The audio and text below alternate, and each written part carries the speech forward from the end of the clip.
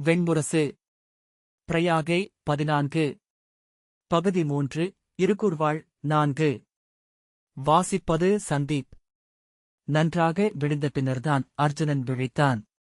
அவன் விழிப்பதை எதிர்நோக்கி நீராட்டரைச் சேவகனும் அணுக்கச் சேவகனும் அவைச் சேவகனும் காத்திருந்தனர். அவன் புரண்ட கண்களை மூடியபடியே எழுந்து மஞ்சத்தரை மூலையில் செம்பட்டுப் பீடத்தில் வைக்கப்பட்டிருந்த துரோணரின் பாதுகைகளையும் தன் வில்லையும் தொட்டு வணங்கிவிட்டு கண்களைத் திறந்தபோது ஒலி கேட்டு அவர்கள் வந்து பணிந்து நின்றனர். நேரமாகிவிட்டது அல்லவா என்றான். ஆம் என்றான் அணுக்கச் சேவகன். 4 முறை மூத்தவர் செய்தி அனுப்பிவிட்டார். அன்னையிடமிருந்து செய்தி ஏதும் வரவில்லையா என்றான் அர்ஜுனன். இல்லை என்றான் அணுக்கச் சேவகன் பத்ரன். அவன் விழிகளை சந்தித்ததும் அர்ஜுனன் உணர்ந்து கொண்டான், குந்தி நேற்றிரவு அவன் எங்கிருந்தான் என்பதை அறிந்து கொண்டுவிட்டாள் என. அப்படியென்றால் அவள் ஒற்றர்கள் அவனை எப்போதும் பின் தொடர்ந்து கொண்டிருக்கிறார்கள். அவன் அந்தச் சூதர்களின் பரத்தையர் தெருவில் இருக்கையிலேயே அவர்கள் அவளுக்கு செய்தி கொண்டு சென்றிருப்பார்கள். அவன் புன்னகை செய்தபடி நீராட்டரை நோக்கிச் சென்றான். வெந்நீர் குட்டகத்தில் இறங்கி அமர்ந்து கொண்டான். நீராட்டரைச் சேவகர் மாருதர் அவன்மேல் இளவெந்நீரை மெல்ல அள்ளிச் சொரிந்தார். உடல் இருந்தபோதுதான் தோளில் மெல்லிய சிவந்த காயம் ஒன்று இருப்பதை அவன் கண்டான். மேலும் கீழுமாக 4 பற்கள் இருக்கியவடு. அதை அவன் தொட்டதும் மாருதர் சிற்றிளம்பெண் அல்ல என்றார். பற்களைக் கொண்டே சொல்கிறீரா என்றான் அர்ஜுனன். மாருதர் புன்னகைத்தார். வேறென்ன சொல்ல முடியும் என்றான் அர்ஜுனன். மாருதர் நன்கு தேர்ந்தவள். அளவோடு கடித்திருக்கிறாள் என்றார். அர்ஜுனன் உரக்க நகைத்தான். அவன் உடலை கடற்பஞ்சால் தேய்த்தபடி மாருதர் சொன்னார். உங்கள் முதல் பெண் அல்லவா? அர்ஜுனன் அந்த வினாவால் சற்று வெட்கி ஆம் என்றான். 15 வயதில் முதல் பெண் என்பது சரியானதே என்றார் மாருதர். அதற்கு முன்பு என்றால் அது ஓர் இனிய அனுபவமாக அமையாது. ஏனென்றால் அதில் ஆட்படுதலே இருக்கும். ஆட்படுத்தப்பட்ட ஆண் அவமதிப்பை அடைகிறான். முதற்காமத்தில் அவமதிப்பை அடைந்தவன் பிறகெப்போதும் மீள முடியாது. மாருதர் அவன் கால்நகங்களுக்கு இடையே சிறிய பித்தளை ஊசியைச் செலுத்தி அழைக்கெடுத்தார். அவர் சொற்களுக்காக அர்ஜுனன் காத்திருந்தான். பெண்ணுக்குத்தான் காமம் உடல் சார்ந்தது. ஆணுக்கு அது அகங்காரம் சார்ந்தது மட்டுமே. இளவரசே, அந்தச் சிறிய சதையை எழுந்து திமிர்கொண்டு நிற்கச் செய்ய போதிய அகங்காரம் தேவை. அதை இளவயதிலேயே இழந்தவர்கள் பெண்களை வெறுப்பார்கள். வெறுப்பினூடாக அகங்காரத்தை திரட்டிக் கொண்டு அதைக் கொண்டு தங்களை எழச் செய்து புணர்வார்கள். வெறுத்தபடி புணர முடியுமா என்ன என்றான் அர்ஜுனன். மாருதர் நகைத்து, இப்புவியில் பெருங்காமுகர்கள் 2 வகை. புணர்ந்தபின் வெறுப்பவர்கள், வெறுத்தபின் புணர்பவர்கள் என்றார். அர்ஜுனன் நகைத்து, நீர் மிகைப்படுத்துகிறீர் என்றான். இல்லை இளவரசே, இந்த நீராட்டரை வாழ்க்கையில் நானறியாத காமமா? என் காமத்தையே சின்னஞ்சிறியதாக ஆக்குமளவுக்கு நான் மானுடக் காமத்தை அறிந்திருக்கிறேன் என்றார் மாருதர். காதலின்றி பெண்ணை புணர்பவர்கள் அனைவரும் அவ்வுடலை மட்டுமே நாடுகிறார்கள். அந்த உடலைக்கூட அவர்கள் ஒட்டுமொத்தமாக அடைவதில்லை. கொங்கைகளாக, தொடைகளாக, அல்குலாக, இதழாக, விழிகளாக அடைகிறார்கள் என்றார் மாருதர். அர்ஜுனன் நகைத்தான். மிகையல்ல, காமுகர்களிடம் கேட்டுப் பாருங்கள். எந்தப் பெண்ணை விரும்புகிறீர்கள் என்று. ஒருத்தியின் முலைகள் அழகு என்பார்கள். இன்னொருத்தியின் கைவிரல்கள் அழகு என்பார்கள். அர்ஜுனன் நகைத்து, ஆம், நேற்று என்னுடன் இருந்தவளின் முலைகளைத்தான் மிகவும் விரும்பினேன் என்றான். அவள் பெயர் என்ன என்றார் மாருதர். அர்ஜுனன் திகைத்து நிமிர்ந்து நோக்கி, நினைவிலேயே இல்லை. அவள் சொல்லவில்லை என நினைக்கிறேன் என்றான். சொல்லாமலிருக்க மாட்டாள். சொல்லிக்கொண்டே இருந்திருப்பாள். பல வகையில், பல சொற்களில் என்றார் மாருதர். நீங்கள் அவளிடம் ஒருபோதும் மீண்டும் வராமல் போகலாம். ஆனாலும் அவள் சொல்லிக் கொண்டிருப்பாள். அவளுடைய பெயரை, அவளுடைய இறந்த காலத்தின் நல்ல நினைவுகளை, அவளுடைய விருப்பு வெறுப்புகளை அர்ஜுனன் நினைவு கூர்ந்து காந்தாரத்துக் கல்மாலை அவளுக்குப் பிடிக்கும் என்று சொன்னாள் என்றான். எப்போது என்றார் மாருதர். அதை வாங்கி வரச் சொன்னாளா? அர்ஜுனன் சிந்தித்து, அப்படித்தான் நினைக்கிறேன் என்றான். நன்றாக எண்ணிப் பாருங்கள் இளவரசே, அவள் என்ன சொன்னாள்? அர்ஜுனன் சில கணங்கள் கழித்து அவள் அணிந்திருந்த சிறிய கல்மாலையை முலைகள் நடுவே அமைத்துப் பார்த்தேன். நலம் பாராட்டினேன். அப்போது சொன்னாள், காந்தாரத்துக் கல்மாலைகள் அவளுக்குப் பிடித்தவை என்று. மாருதர், அவள் கேட்கவில்லை, அவளுக்குத் தெரியும், நீங்கள் அவளுக்கு என்ன விலை கொடுப்பீர்கள் என்று. அந்த விலைக்கு அப்பால் கேட்பதற்கு அவள் ஒன்றும் அறிவிலி அல்ல, அவள் தன் அழகுணர்வைத்தான் தெரிவித்தாள். காந்தாரத்துக் கல்மாலையை எளிய குடும்பப் பெண்கள் விரும்புவதில்லை. அவர்கள் பொன்னையே விரும்புவார்கள். காந்தாரத்துக் கல்மாலை விலை உயர்ந்தது, ஆனால் அதை பொன்னைப் போல மீண்டும் விற்க முடியாது. எளிய குலமகள் போல அணிகலனை ஓர் உடைமைப் பொருளாக அவள் எண்ணவில்லை, அதை அழகுப் பொருளாக மட்டுமே பார்க்கிறாள் என உங்களிடம் சொன்னாள் என்றார் மாருதர். நீங்கள் என்ன எண்ணினீர்கள்? அர்ஜுனன் ஒன்றும் சொல்லாமல் குனிந்து அமர்ந்திருந்தான். நீங்கள் யாரென்று அவளிடம் சொல்லவில்லை. ஆனால் அவள் நீங்கள் க்ஷத்திரியர் என உய்த்துணர்ந்து மிகப்பெரிய பரிசிலை கேட்டு வாங்க முயல்கிறாள் என்று எண்ணினீர்கள் அல்லவா? அர்ஜுனன் விழுதூக்கி ஆம் என்றான். இளவரசே, நம் காதலிக்கு நாம் அளிக்கும் பரிசு நம் காதலின் மதிப்பு கொண்டது. பரத்தைக்கு நாம் அளிக்கும் பரிசு அவளுடைய உடலின் மதிப்புள்ளது. அதை அவள் நன்கறிந்திருப்பாள். நீர் என் குற்ற உணர்வை எழச் செய்கிறீர் என்றான் அர்ஜுனன். சட்டென்று திரும்பி அவள் பெயர் பிரீதி என்றான். அது அவள் பெயரல்ல என்று மாருதர் சிரித்துக்கொண்டே சொன்னார். அது அவள் விரும்பிய பெயர். அவள் உங்களிடம் தன்னை முன்வைத்த போது அவள் உருவாக்கிக் கொண்ட ஆளுமையின் பெயர். அதற்கப்பால் அவள் யார் என்பதை ஒளித்தே வைத்திருப்பாள். ஏன் என்றான் அர்ஜுனன். அவள் உருவாக்கிய பிரீதியை நீங்கள் அவமதித்தால் அக்கணத்தில் அவள் புண்படுவாள். மறுநாள் காலையில் இன்னொரு ஆளுமைக்குள் அவளால் புகுந்து கொள்ள முடியும். ஆனால் அவளுக்குள் உள்ள உண்மையான ஆளுமையை அவமதித்தால் அவள் தற்கொலைதான் செய்து கொள்ள வேண்டும். அர்ஜுனன் சில கணங்கள் கழித்து, அவமதிப்பார்களா என்ன என்றான். அவமதிப்பார்கள். காமுகர்களுக்கு அவள் உடலை நிர்வாணமாக்கினால் போதாது, உள்ளத்தையும் நிர்வாணமாக்க வேண்டும். ஆன்மா கையில் கிடைக்க வேண்டும். உடலுக்கு விலைபேசி வந்தபின் உள்ளமும் ஆன்மாவும் கிடைக்குமென்றால் அது நல்ல வணிகம்தானே? அர்ஜுனன் தலையை அசைத்தான். நேற்று அது மிக மிக எளிய செயலாக இருந்தது, இன்று மிகச் சிக்கலானதாக ஆகிவிட்டது என்றான். நேற்று பகலெல்லாம் கொந்தளித்துக் கொண்டே இருந்தேன். ஏனென்றே தெரியாத பதைப்புடன் அலைந்து என்னையறியாமலேயே அங்கே சென்றேன். மாருதர், உங்களை அறியாமல் அல்ல, உங்கள் ஆன்மா அந்த தெருவை எப்போதோ அடையாளப்படுத்திவிட்டிருக்கும். உங்கள் கால்களை அது வழிநடத்தியது. அதை உங்கள் உள்ளம் அறியலாகாதென்று உள்ளத்தை அது கலக்கிக் கொண்டே இருந்தது. நீர் அனைத்தையும் சிக்கலாக்குகிறீர் என்றான் அர்ஜுனன். நான் எப்போது அந்த இடத்தை பார்த்திருப்பேன்? மாருதர், அதைச் சொல்லவே முடியாது. இளமை நாட்களிலாக கூட இருக்கலாம். ஆனால் உங்கள் அகம் அந்த இடத்தை தெரிவு செய்துவிட்டது. சிந்தித்துப் பாருங்கள், இன்று முழுக்க என்னென்ன எண்ணினீர்கள் என்று கேட்டார். அர்ஜுனன், நான் ஒரு கணம் கூட பெண்ணை எண்ணவில்லை என்றான். ஆம், ஆனால் நீங்கள் எண்ணிய சிந்தனைகளில் தெற்குவாயில் வந்து கொண்டிருந்ததா? அர்ஜுனன் சற்று சிந்தித்து பின் வியந்து ஆம் என்றான். சூதர்களைப் பற்றி எண்ணினேன். மாருதர், அது உங்கள் அகம் இட்ட பாவனை. மானுட அகம் மிக மிக கபடம் கொண்டது. இளவரசே, பிரம்ம லீலையைக் கூட அறிந்து கொள்ளலாம், அதன் லீலையை அறிய முடியாது. உங்கள் எண்ணம் தெற்குத் தெருக்களை நோக்கிச் சென்றது. அதை சூதர்களாக, குதிரைகளாக, இந்திரனாக, ஏன் அப்பால் உள்ள இடுகாடுகளாக கூட உங்கள் அகம் சமைத்து அளித்திருக்கலாம் என்றார். அர்ஜுனன் வியப்புடன் ஆம், இடுகாட்டைப் பற்றிய எண்ணம் வந்து கொண்டேதான் இருந்தது என்றான். அதுதான் என்றார் மாருதர். மாருதர் அர்ஜுனனின் ஆணுறுப்பில் புல்தைலத்தை வைத்தார்.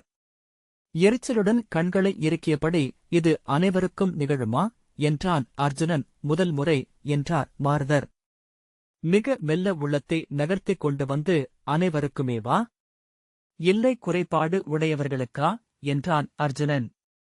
மாருதர் புன்னகையுடன் அவனை திரும்பி நோக்கி, அனைவருக்கும் விலங்குகளுக்குக் கூட என்றபின் வேறு பக்கம் திரும்பி, நீங்கள் மறைந்த மாமன்னர் பாண்டுவின் மைந்தர் என்பதனால் அல்ல என்றார். ஒரு கணத்தில் எழுந்த கடும் சினத்துடன் அர்ஜுனன் அசைந்தான். பின்னர் அப்படியே தளர்ந்து மீண்டும் நீருக்குள் அமர்ந்து கொண்டான். ஆம், அந்த ஐயம்தான். பல ஆண்டுகளாக அது என்னுடன் இருக்கிறது. நேற்றுதான் அதிலிருந்து மீண்டேன் என்றான். பின்னிரவில் அவள் இல்லத்திலிருந்து வீழ்கையில் என்னை முழு ஆண்மகனாக உணர்ந்தேன். அவளை அள்ளி அணைத்து முத்தமிட்டு விடைபெற்றபோது நன்றி என்று அவள் காதில் சொன்னேன். எதற்கு என்றாள். ஒன்றுமில்லை என்று நடந்து வந்து புரவியில் ஏறிக்கொண்டேன். அந்த ஐயம் இயல்பானதுதான் இளவரசே என்றார் மாருதர். ஐயங்களால் ஆனதுதான் இளவயதினரின் காமம். அதன் அழகே அதுதான் அர்ஜுனன். ஆனால் என் அரண்மனைக்கு வந்த பின்னர்தான் இந்த காயத்தை பார்த்தேன். என் அகம் நடுங்கிவிட்டது. நெடுநேரம் துயிலின்றி புரண்டு கொண்டிருந்தேன். மாருதர் நகைத்து, இப்போது அந்த ஐயத்தை கடந்துவிட்டீர்கள் அல்லவா என்றார். ஆம் என்றான் அர்ஜுனன். மாருதர் உரக்க மீண்டும் நகைத்து, இளவரசே, காமத்தைப் பற்றிய ஐயங்களை எவரும் முழுமையாக கடக்க முடியாது என்றார். அனைத்தும் சிலந்தி வலைக்குவியலாக ஆகிவிட்டன. அறிவென்பது இப்படி சிடுக்காக ஆக்குவதற்குத்தானா என்றான் அர்ஜுனன். இளவரசே, நான் 18 வருடங்கள் நீராட்டுக்கலை கற்றவன். நீர் மருத்துவமும் நரம்பு மருத்துவமும் காமநூலும் உளநூலும் கலந்தது நீராட்டுக்கலை. என்னால் உள்ளங்களை கைவிரல்களால் தொட முடியும் என்றார் மாருதர். சிரித்துக் கொண்டு, ஏனென்றால் உள்ளமும் உடலும் ஒன்றுதான். ஒரே மண்கட்டி. மேலே காய்ந்திருப்பது உடல், உள்ளே நொதித்திருப்பது உள்ளம் என்றார். அர்ஜுனன் சிரித்து, நான் இதை பார்த்திருக்கிறேன். ஒவ்வொருவரும் அவர்களுக்குரிய துறையிலேயே வாழ்க்கையை வகுத்து வைத்திருக்கிறார்கள் என்றான். இடுப்புக்குக் கீழே உள்ள வாழ்க்கையைத்தான் நான் எப்போதும் பார்த்துக் கொண்டிருக்கிறேன் என்றபடி மாருதர் அர்ஜுனனின் கால்களை தேய்த்தார். மனித உடலில் மிக எளிதாக வகுக்கத்தக்கது அதுவே. ஆகவே அதை நம்பலாம். அர்ஜுனன் வகுத்துச் சொல்லும் பார்க்கலாம் என்றான். இதென்ன ஆணை? வினா தொடுங்கள், சொல்கிறேன் என்றார் மாருதர். சரி, முன்பு சொன்னீர், காமுகர்கள் பெண்களை வெறுக்கிறார்கள் என்று. ஏன் என்றான் அர்ஜுனன். ஒரு பெண்ணில் உடலை மட்டும் அடைய வேண்டுமென்றால் மோரைக் கடைந்து வெண்ணெய் எடுப்பது போல அவளைக் கடைந்து உடல் வேறு ஆன்மா வேறாக ஆக்க வேண்டும். அவள் அகத்தை வெறுத்து ஒதுக்கும்தோறும் தூய உடல் கிடைக்கிறது என்றார் மாருதர். தூய உடல் என்பது ஒரு திரைச்சீலை. அதில் அவர்கள் விரும்பிய வடிவை வரைந்து கொள்ளலாம். இளவரசே, வெறும் பெண்ணுடலை நாடி பெண்களிடம் செல்பவர்களுக்கு அப்பெண்ணுடலும் பொருட்டல்ல. அவர்கள் தங்களைத் தாங்களே புணர்ந்து கொள்கிறார்கள். தன் கட்டை விரலை சுவைத்துண்ணும் குழந்தைகள். அர்ஜுனன் நகைத்து, பேசிப் பேசி கொள்கையையே நீர் மறிக்கிறீர் என்றான். இல்லை, அந்தக் கோலத்தின் புள்ளிகளை வைக்கிறேன். கோடுகளை பிறகு இழைக்கிறேன் என்றார் மாருதர். காமுகர்கள் பெண்ணுடல்கள் வழியாக தாங்கள் ஆழத்தில் விழையும் ஒரு பெண்ணின் ஆன்மாவைத்தான் உருவாக்கிக் கொள்ள விழைகிறார்கள். ஆனால் எந்த திரைச்சீலையும் தூய வெண்மை கொண்டதல்ல. ஆகவே மீண்டும் மீண்டும் ஏமாற்றமடைகிறார்கள். அந்த ஏமாற்றத்தால் மேலும் மேலும் பெண்களை நோக்கி செல்கிறார்கள். உடலின் கொடி இறங்கும் வரை. அதன்பின் உள்ளத்தில் 1000 கொடிகள் ஏறுகின்றன என்று நகைத்தார் மாருதர். இளவரசே, நிறைந்து மறைந்த காமுகர் எவருமில்லை. காமம் விளைவது மானுடக் கற்பனையில். அதில் ஒரு சிறுபகுதியை உடல் நடித்து நடித்து வெளியேற்றிக் கொண்டிருக்கிறது. வெளியேற்றப்படாது போகும்போது அது உள்ளத்தில் தேங்கி நிறைகிறது. முதிர்ந்த காமுகர் அடையாது எஞ்சிய காமத்தால் ஏங்கிச் செலிப்பவர்கள். நிறைவுறாத பெரும் வெளியை ஆன்மாவில் கொண்டவர்கள். ஏனென்றால் அவர்கள் தேடிச் செலுத்த அந்த பெண்ணுரு தங்களுக்குள் தீண்டப்படாமலேயே இருப்பதைக் காண்பார்கள். அது மேலும் மேலுமென வளர்ந்து நின்றிருக்கும். மரக்கன்றை ஏந்திய இரும்புத் தொட்டியை வளர்ந்த மரம் கிளையில் சூடியிருப்பது போல அவர்கள் கொண்ட அந்த உருவத்தின் இடுப்பில் அவர்கள் அமர்ந்திருவர்கள். வாழ்நாளெல்லாம் அவர்கள் உபாசனை செய்து அந்த தெய்வம் மெல்ல மெல்ல கொடூரமாக ஆகும். அவர்களிடம் பலி கோரும். அவர்களோ உடல் தளர்ந்து நாதளர்ந்து கைகூப்புவார்கள். அதன் கண்கள் சுடர்கொண்டபடியே வரும். ஒரு கட்டத்தில் அவர்களை கையில் எடுத்து வாயிலிட்டு கடித்து உதிரம் கொட்ட மென்று உண்ணும் அத்தெய்வம். அவர்களின் கதை இப்போதும் அதுவே. அர்ஜுனன் நிமிர்ந்து மாருதரை நோக்கினான். மாருதரின் முகம் இறுகி விழிகள் தாழ்ந்திருந்தன. நீர் எனக்கு அறிவுரை சொல்லத் தொடங்கிவிட்டீரா என்றான். ஆம், அறிவுரைதான். மருத்துவனின் உரிமை அது என்றார் மாருதர். நான் அதை ஏற்காவிட்டால் என்றான் அர்ஜுனன். என் கடமை சொல்வது மட்டுமே என்றார் மாருதர். அர்ஜுனன் சினத்துடன் நீர் என்னை என்ன நினைத்தீர்? நீர் இங்கு சொன்னவற்றை எல்லாம் அப்படியே அள்ளிப் புசிப்பேன் என்றா? நீர் சொன்ன சொற்கள் அறிவைக் காட்டவில்லை. இங்கே இந்த வெந்நீர் மடுவுக்குள் வீணே அமர்ந்திருக்க உமக்கு நிறைய நேரம் கிடைக்கிறது என்று மட்டுமே அதற்குப் பொருள். அர்ஜுனன் எழுந்து நின்றான். மாருதர் அவன் ஈர உடலை மெல்லிய பருத்தி ஆடையால் துடைத்தார். அவன் ஒன்றும் சொல்லாமல் இருப்பதைக் கண்டு அர்ஜுனன் மெல்ல இறங்கி வந்தான். நான் சினம் கொண்டது பிழைதான். நீர் எனக்கு அறிவுரை சொல்லும் இடத்தில் இருப்பவர் என்றான். காமம் கண்ணற்ற விலங்கு. மோப்பம் மட்டுமே கொண்டது. ஏனென்றால் உயிர்க்குலங்களில் மோப்பமே முதலில் வந்தது, கண் பின்னால் அருளப்பட்டது. நாசி பாதாளமூர்த்திகளுக்குரியது, கண் தெய்வங்களுக்குரியது என்றார் மாருதர். ஆகவே காமத்தில் எவரும் எவர் சொல்லையும் கேட்பதில்லை. சொற்கள் சிந்தனையை நோக்கிச் செல்கின்றன. காமத்திற்கும் சிந்தனைக்கும் தொடர்பில்லை. ஆனால் நான் சொல்ல முடியும் என்றார் மாருதர். ஏனென்றால் இங்கே நீங்களெல்லாம் ஆடையின்றி இருக்கிறீர்கள். தனியாக இருக்கிறீர்கள். பெண்ணுடன்றி ஆடையின்றி நீங்களிருக்கும் ஒரே இடம் இது. ஆகவே உங்கள் அகத்துக்குள் சில சொற்களை செலுத்திவிட முடியும். அதற்காகவே பேசுகிறேன். அது என் கடன் என்றே உணர்கிறேன். அதன் பொருட்டு சவுக்கடிபட நேரினும் அதை என் கடமையின் பகுதியாகவே எண்ணுவேன். அந்தப் பெண்ணில் நான் எதைத் தேடினேன் என்று நினைக்கிறீர் மாருதரே என்றான் அர்ஜுனன். அதை அவ்வளவு எளிதில் கண்டடைய முடியாது. அதை நோக்கி செல்லச் செல்ல நம் ஞானமும் கல்வியும் விவேகமும் அனைத்தும் உயர்வதையுடன் வந்து குறுக்கே விழுந்து தடுக்கும். கண்டடைவது ஓர் யோகம். கண்டடைந்தவர் அதைச் சொல்லாமலிருப்பதே முறை என்றார் மாருதர். ஆனால் அப்படியொன்றுதான் நம்மை ஆட்டுவிக்கிறது என்று அறிந்து கொண்டாலே போதும். நான் அவளில் எதைக் கண்டேன்? ஏன் அவளை நோக்கிச் சென்றேன் என்று அர்ஜுனன் உரக்கக் கேட்டுக்கொண்டான். அந்தத் தருணத்தை எண்ணிக்கொள்ளுங்கள். மீண்டும் மீண்டும் என்றார் மாருதர். ஆம், அத்தருணத்தை, அந்தப் பெண்ணை நான் ஒருபோதும் மறக்கப் போவதில்லை என்றான் அர்ஜுனன். சில கணங்கள் தலை குனிந்து நின்றான். பின்னர் மாருதர் காட்டிய மரப்பீடத்தில் அமர்ந்தபடி அவளுடைய கனத்த பெரிய முலைகள்தான் என்னைக் கவர்ந்தன என்று நினைக்கவே தோன்றியது. இடை இறுக்கமான வளைவுடன் இருந்ததும் என்னை இரவெல்லாம் கிளர்ச்சி கொள்ளச் செய்தது. அவள் இடையிலும் முலைகளிலுமாக இரவைக் கழித்தேன். ஆனால் என்னை கவர்ந்தது எது என அறிவது அத்தனை எளிதாக இருக்காது என்ற எண்ணமே ஏற்படுகிறது என்றான்.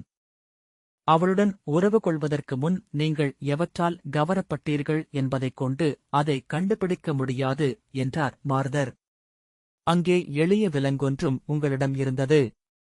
உறவுக்குப் பின் அவளிடம் பேசியபோது எது உங்களை கிளர்ச்சியுறச் செய்தது? அவள் முலைகளும் இடையும்தான். மீண்டும் மீண்டும் என்றான் அர்ஜுனன் சிரித்தபடி. உடலுக்கு எல்லை உண்டு இளவரசே, அதற்குப் பின் என்றார் மாருதர். அர்ஜுனன் தலைசெறித்து சிந்தித்த பின் அதற்குப் பின் நான் அவளுடன் பேசிக் கொண்டிருந்தேன். அவள் தன் இளமை நாட்களைப் பற்றி சொன்னாள்.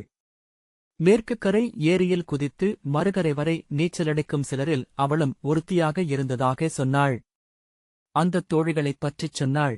அதன்பின் என்றார் மாருதர் மெல்லிய நறுமணத்திலத்தை பஞ்சில் எடுத்து அவன் அக்குளிலும் தொடையிடுக்கிலும் ஒற்றியபடி.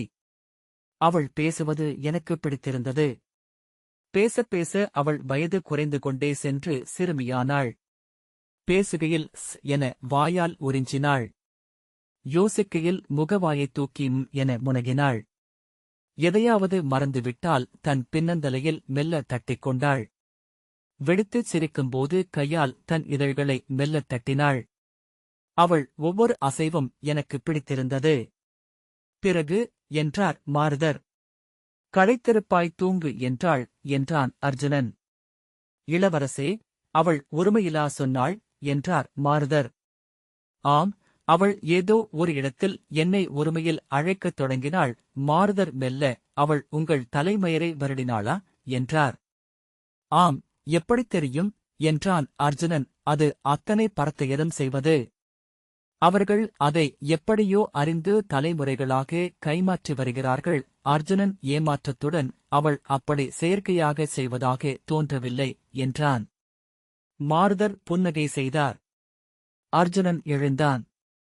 நீங்கள் அதன்பின் என்ன என்று சொல்லவில்லை இளவரசே என்றார் மாருதர். அதன்பின் அவள் என்னை குனிந்து நோக்கி முத்தமிட்டாள். நான் அவள் மடியில் கிடந்தேன். அது என்னை வெறிகொள்ளச் செய்தது. அதுதான் கடைசி முறை. மாருதர் மெல்ல, அந்தப் புன்னகையைத்தான் அவள் எழுந்து உங்களை நோக்கி வந்தபோதும் கண்டிருப்பீர்கள் என்றான். அர்ஜுனன் திகைத்து திரும்பி, ஆம் மாருதரே, உண்மை, அந்தப் புன்னகைதான் என்றான். அதைத்தான் தேடிக்கொண்டே இருப்பீர்கள் வாழ்நாள் முழுக்க, அந்தக் கணத்தை. பெண்ணுடல்கள் தோறும் என்றார் மாருதர். ஏன் இந்தப் பெண்ணிலேயே அதை மீண்டும் காண முடியாதா? நான் ஏன் இவளை மட்டும் என் ஆசை நாயகியாக கொள்ளலாகாது என்று அர்ஜுனன் சீற்றத்துடன் கேட்டான். இளவரசே, நீங்கள் முன்னிரவிலேயே வந்துவிட்டீர்கள். காலையில் விடிந்து வந்திருக்கலாமே என்றார் மாருதர். நான் ஊரார் விழிகளுக்கு அஞ்சுவேன் என நினைத்தீரா என்றான் அர்ஜுனன் சினத்துடன். இல்லை, நீங்கள் க்ஷத்திரியர். பரத்தையரிடம் செல்வது க்ஷத்திரியரின் ஆண்மையின் இலக்கணமாகவே கொள்ளப்படும். நீங்கள் நிகரற்ற இந்திரவீரியம் கொண்டவர் என்று இம்மக்கள் நினைக்கிறார்கள். அர்ஜுனன் பேசாமல் நோக்கினான். அப்படியென்றால் ஏன் விடிய முன் கிளம்பி வந்தீர்கள்? அதைச் சொல்ல வேண்டியவர் நீங்கள். அர்ஜுனன் சலிப்புடன், நீரே அதையும் சொல்லிவிடும் என்றான். அவளை நீங்கள் பகல் ஒளியில் பார்க்க அஞ்சினீர்கள். அவள் உங்களில் உருவாக்கிய கனவு கலைந்துவிடுமென நினைத்தீர்கள். அந்தக் கனவுடன் திரும்பிவிட முயன்றீர்கள். அர்ஜுனன் உடன்பாடற்றவன் போல தலையை அசைத்தான். சரி, அதை அப்படியே விட்டுவிடுவோம். இனிமேல் நான் சொல்வதை எல்லாம் மறுக்கவே உங்கள் அகம் எழும் என்றார் மாருதர். இன்று அவைக்களத்தில் மாமன்னர் திருதராஷ்டிரரை நீங்கள் சந்திக்கவிருக்கிறீர்கள். அஸ்தினபுரியின் இளவரசர் எவரென்று இன்று தெரிந்துவிடும் என்று சொல்கிறார்கள். அர்ஜுனன், நான் பேச்சை விலக்க விரும்பவில்லை மாருதரே என்றான். நான் கேட்பது இதை மட்டுமே. நான் இன்றும் நாளையும் தொடர்ந்தும் அவளை தேடிச் சென்றேன் என்றால் இதுவரை நீங்கள் சொன்னவை எல்லாம் பொய்யாகிவிடுமா? நீங்கள் செல்ல மாட்டீர்கள். இப்போதே அவள் உங்களுக்கு சலிப்பை அளிக்கத் தொடங்கிவிட்டிருப்பாள் என்றார் மாருதர். இப்போதே அவளில் நீங்கள் மிக வெறுக்கும் ஒன்று வலுவாக வேரூன்றியிருக்கிறது. அர்ஜுனன், இல்லை என்றான். என் கொள்கைகளை மாற்றிக்கொள்ளுமவமோ நான் எவரையும் சந்தித்ததே இலலை இளவரசே என்றார் மாருதர். ஓர் இரவு முழுக்க நீங்கள் கூடி மகிழ்ந்து ஒரு பெண்ணின் பெயரைக் கூட நினைவில் நிறுத்தாமல் அழிப்பது நீங்கள் வெறுக்கும் அந்த ஒன்றுதான். ஆம் என்று சோர்வுடன் சொல்லிக்கொண்டு பெருமூச்சு விட்டான் அர்ஜுனன். உம்மை மறுக்க முடியாத நிலை என்னை தளரச் செய்கிறது மாருதரே என்றான். என் சொற்களில் வெளிப்படுவது இப்புவியை ஆளும் மாற்றமில்லா நெறிதான். அதை எண்ணி கைகூப்பலாம். அவ்வளவுதான் என்றார் மாருதர். தன்னுள் துழாவுபவன் போல அர்ஜுனன் சொன்னான். அவளில் நான் வெறுத்தது அவளுடைய அன்றாடத்தன்மையைத்தான். அல்லது எளிமையை என்று சொல்லலாமா? இப்படிச் சொல்கிறேன். அந்தத் தெருவின் 10 பெண்களில் ஒருத்தியாக அவள் நின்றிருந்தால் அவளை தனித்துக் காண முடியாது. அதை என்னால் ஏற்கவே முடியவில்லை. அவளுடன் இருக்கையில் நானும் வெறும் ஆணாக ஆகிறேன் என்று தோன்றியது. விடையைக் கண்டடைந்தவன் போல கண்கள் சுருங்க அர்ஜுனன் மாருதரை நோக்கித் திரும்பினான். நான் அவளை துய்த்தேன். ஆனால் அவள் என்னை துய்க்கிறாள் என உணர்ந்த கணம் என்னுள் கடும் சினம் பற்றி எழுந்தது. அவள் உறவின் போது எழுப்பிய ஓர் ஒலி, அதைக் கேட்டதும் நான் கல்லானேன். அப்படியே எழுந்து கொண்டேன். இமைகள் பாதி மூடியிருக்க சிவந்து தடித்து உதடுகளுடன் அவள் என்னை நோக்கி கை நீட்டிய போது அக்கரங்களை வேகமாக தட்டிவிட்டேன். அக்கைகளை வாளால் வெட்டக்கூட முடியும் என இப்போது படுகிறது என்றான். பரத்தையரிடம் செல்லும் ஒவ்வொரு ஆண்மகனும் அடையும் உணர்வுதான் இது என்றார் மாருதர். சிரித்துக்கொண்டு, அவர்கள் உணரும் மிகப்பெரிய அவமதிப்பு அதுதான் என்றார். அர்ஜுனன், அதை அவள் மிகச்சில கணங்களிலேயே உணர்ந்து கொண்டாள் என்பதை இப்போது அறிகிறேன். தவறை அவள் உணர்ந்து கொண்டிருக்கலாம். அவள் வழக்கமான பாவனைகள் வழியாக அந்த தருணத்தை கடந்து வந்தாள். என்னை மீண்டும் தன்னை நோக்கி இழுத்துக் கொண்டாள். மாருதர் அவளுடைய பற்பல தலைமுறைகளே அந்த இக்கட்டை கடப்பதை கற்றறிந்திருக்கும் என்றார். அந்த வெறுப்பைத்தான் சொன்னீரா என்றான் அர்ஜுனன். ஆம், நீங்கள் 2ஆம் வகை புணர்ந்தபின் வெறுப்பவர். இதுதான் காமுகர்களின் தொடக்க நிலை. மெல்ல மெல்ல வெறுத்தபின் புணர்ந்தவராக ஆவீர்கள். ஒவ்வொரு பெண்ணைக் காணும் போதும் அதுவரை அறிந்த பெண்களிடம் கொண்ட கசப்பு முழுக்க திரண்டு முன்னால் வந்து நிற்கத் தொடங்கும். அந்த வெறுப்பையே எரித்து ஆற்றலை பெற்றுக்கொள்வீர்கள். நான் அவளை வெறுத்தேன் என்று சொல்ல முடியாது என அர்ஜுனன் தொடங்கினான். மாருதர், எளிய கேள்வி இளவரசே. உள்ளே செல்லும்போது அவள் அணிந்திருந்த ஆடைகளை எப்படி பார்த்தீர்கள்? இரவின் முடிவில் அவை எப்படி தோற்றமளித்தன என்றார். அர்ஜுனன் விழிகளை தூக்கினான். சொல்லுங்கள் என்றார் மாருதர். அர்ஜுனன் அருகே சுருண்டு கிடந்த அவள் பழைய உடை பெரும் அருவருப்பையே அளித்தது. ஒரு மட்கிய சடலம் போல என்றான். உள்ளே செல்லும்போதும் அவளிடமிருந்து அதை விலக்கும்போது அப்படித் தோன்றவில்லை அல்லவா? அர்ஜுனன் மெல்ல ஆம் என்றான். அவ்வளவுதான் என்றார் மாருதர் புன்னகையுடன். இங்கு வந்த போதிருந்து நிமிர்வை அழித்துவிட்டீர் மாருதரே என்றான் அர்ஜுனன். நான் என்னை ஆண்மகனாக உணர்ந்தேன். இனி எந்தப் பெண்விழிகளையும் தவிர்க்க வேண்டியதில்லை என்று எண்ணினேன். தலையே கையால் அழிந்தபடி விளக்க முடியாத ஒரு தன்வெறுப்பால் எரிகிறேன். திரும்பிச் சென்று அந்த பெண்ணை கொன்றுவிட வேண்டுமென்று கூட தோன்றுகிறது.